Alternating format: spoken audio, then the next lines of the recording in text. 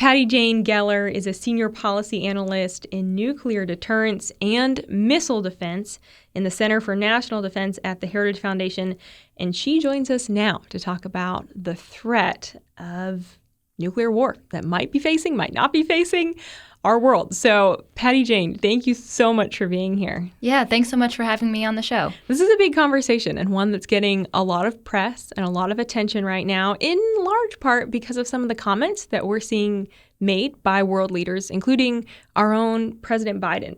I know Putin is threatening to use nuclear weapons against Ukraine. Last week, President Biden, he gave remarks at a fundraising dinner saying that, he believed that Putin wasn't joking around, that he was serious and would maybe use nuclear weapons. He even used the term of Armageddon, that we're at that level of threat at this moment.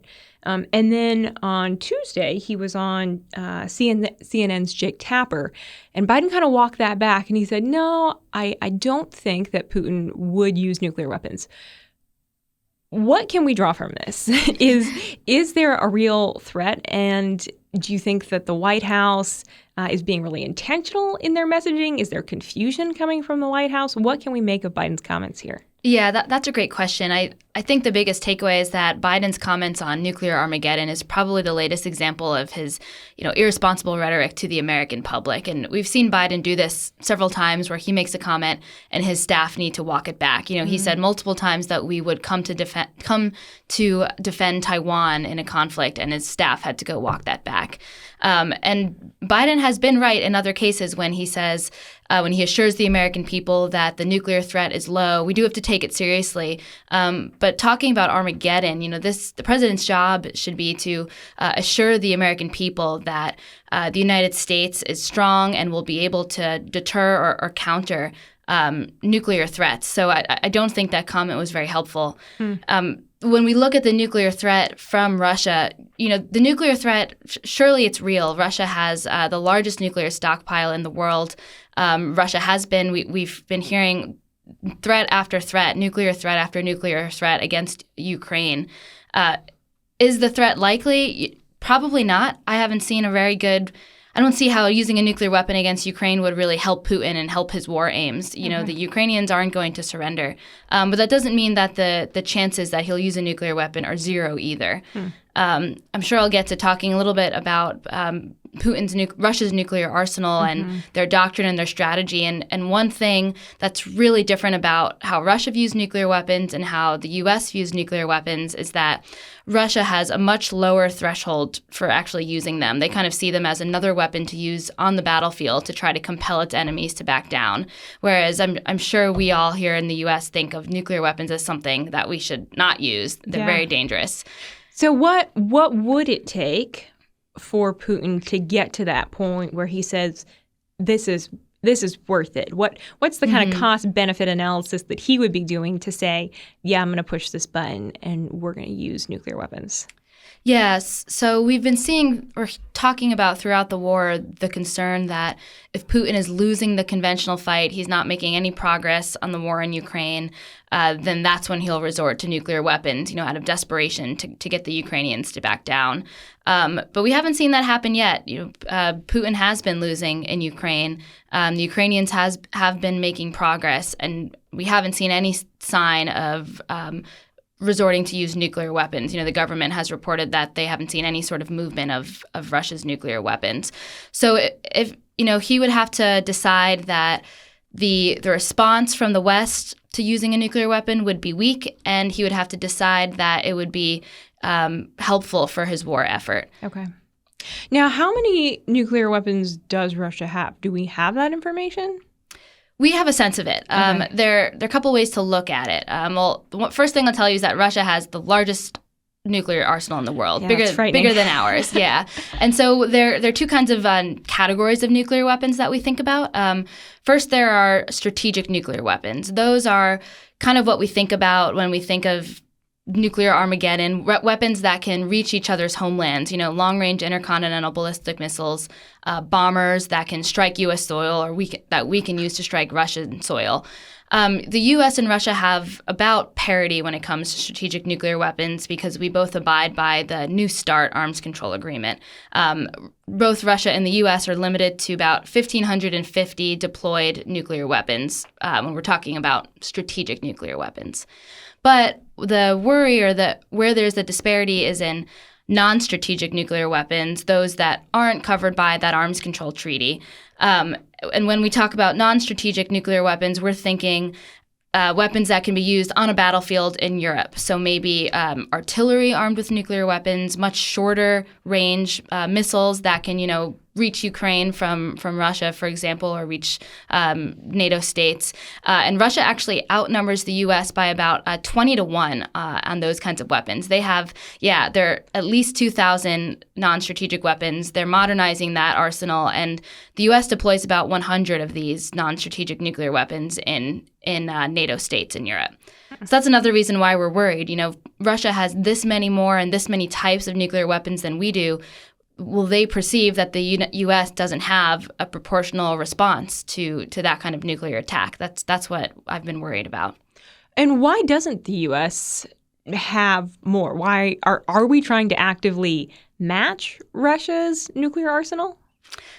Not necessarily. So the reason we don't have more dates just kind of back to the end of the Cold War when the United States was pursuing nuclear reduction. So was Russia. Just after, we found greater peace after the Cold War. But then, over the last 20 years, the U.S. has been kind of on holiday. We've been dealing with the Middle East, and meanwhile, Russia was building back up. And actually, the Obama administration in 2010 said that the Russia and the U.S. were no longer adversaries. So while we were in kind of this la-la land, focus on the Middle East, not worrying about great power competition, Russia was building back up its nuclear arsenal, and not to mention China as well. So there certainly have been efforts that started in the Trump administration to build back up our nuclear forces to kind of rectify that numeric imbalance with Russia. But we haven't seen a lot of progress on that yet. Yeah. You mentioned China. What does China's approach to nuclear weapons look like right now? And how does it compare to the way that Russia's approaching nukes or the U.S.? Yes, China is actually undergoing a rapid expansion of its nuclear forces. Our senior military commanders have labeled it breathtaking. They call it a strategic breakout, actually. It's one of the most rapid nuclear buildups we've ever seen. And this is far different from China's historic view on nuclear weapons is that it only needed the minimum number to try and deter major nuclear attack, maybe 50 or 100 or so nuclear weapons. But that's changed, and China seems to be racing to achieve parity, if not superiority, to both the U.S. and Russia in terms of its nuclear weapons. So we're starting to see a lot more attention on China because now we still have a lot more nuclear forces than they do, but they're quickly catching up. And the U.S. and Russia have a long history of dialogue and arms control and talking about nuclear weapons, but China won't talk to us at all. Okay. So this is a big reason why China is the pacing challenge to the U.S., and we have a big challenge ahead of us when it comes to China nukes. And where does North Korea fall in that? Are they also having conversations with China and Russia? Do we know? Are they developing their nukes totally on their own? Are they getting help? Good question. They are building. They are certainly improving their nuclear capability. North Korea has a complicated relationship with the Chinese. I'm not sure exactly how they've managed to succeed so much. But what we're seeing from North Korea, despite decades of efforts to denuclearize, is what we say, to get North Korea to give up its nuclear program, they've been testing missiles, both short range in the region, and also ones that can strike U.S. soil.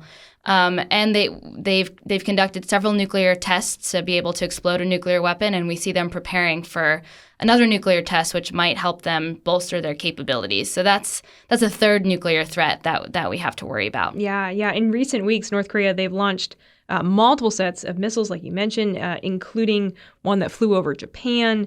North Korea, their state media says that Kim Jong-un has overseen the test launches of several nuclear-capable short-range ballistic missiles, and this includes one that can be fired from an underwater silo.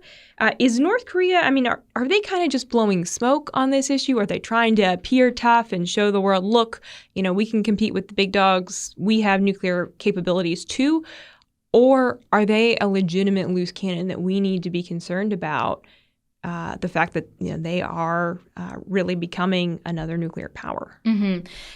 We absolutely need to be concerned about the North Korean nuclear threat. And I think the way you assess that is just by looking at their capabilities. It's not all set in stone yet, but the more nuclear tests they do, they're not just showing that they're another power to be reckoned with. It's not just signaling with those tests. They're working on improving their missiles, improving their ability to carry nuclear warheads and to strike their targets.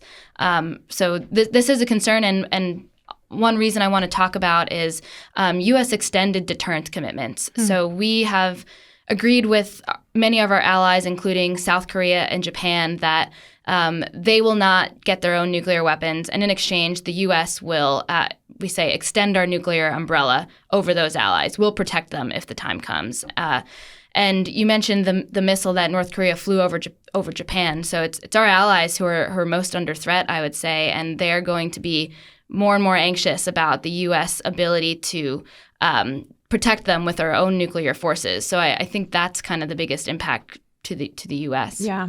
So, for you, this is your wheelhouse, is really studying nuclear weapons and the nations that are developing them.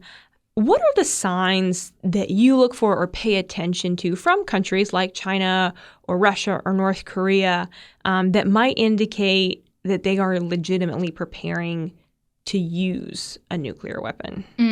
Great question. Fortunately, there's a lot that our intelligence community should be able to pick up. Yeah.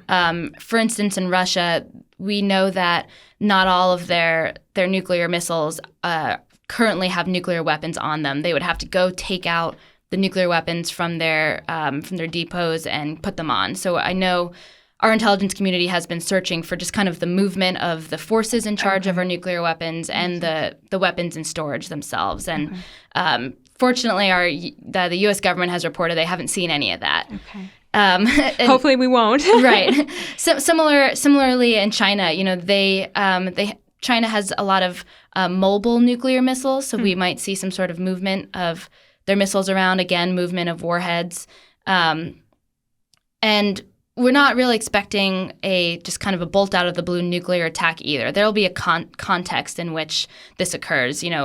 In China, for instance, we might be fighting a conventional fight and seeing the conflict escalate. That's a sign we need to start worrying. But the takeaway is, as that happens, or even before that happens, the U.S. needs to be messaging its strong deterrence capabilities, reminding our adversaries that we are a nuclear power too. I haven't heard enough of this from the Biden administration. And, that any attack on U.S. or its allies will be met with a nuclear response. And that's the essence of deterrence, really, why we have nuclear weapons. Yeah. It was interesting in July, New York City issued a PSA to its citizens to say, hey, if we were to be hit by a nuclear weapon, this is what you should do. And it gave steps. A lot of people were interested by that. Of course, it kind of makes everyone raise that question of why are we talking about this now? Is there a real nuclear threat? It's sort of like flying in an airplane, and halfway through the flight, the pilot announces, don't worry, the plane's not on fire. And everyone's looking around okay. It's a little eerie, the fact that, okay, if there are governments that are saying, hey, just FYI, this is what you should do. But granted, we should be prepared. We should know if there is anything we can do. Being totally realistic and honest, if America was hit with a nuclear weapon, is there anything people can do? Or are we pretty much at that point, you say your prayers and that's the end of it? Yeah, I make the joke that I'll be running to the church if there's a nuclear weapon underway. But yeah, there's two parts that we have to worry about in a nuclear attack. There's the initial blast, which could be huge. Our Russia, I know, has nuclear bombs on the order of megatons. That's at least 1 million tons of nuclear explosive material that I hate to say this, but so many people will just die from the blast. And then there's the radiation, the fallout after that can cause, long-term impacts, cancer, things like that. So my advice to all the people is if there's a weapon coming towards you, go to the church. If you're far enough away, start driving as much as you can. But we hope not to think about those things because we're focused on deterring a nuclear attack. So that's never going to happen. That should never happen. Yeah, we hope and pray not. Well, Patty Jane Geller, thank you so much for your time. And for all of our listeners, if you want to learn more on this issue and if you want to read Patty Jane's work, you can just go to the Heritage Foundation and look up Patty Jane Geller and find all of her research there. We so appreciate your time. Thank you. Yeah, awesome. Thank you so much.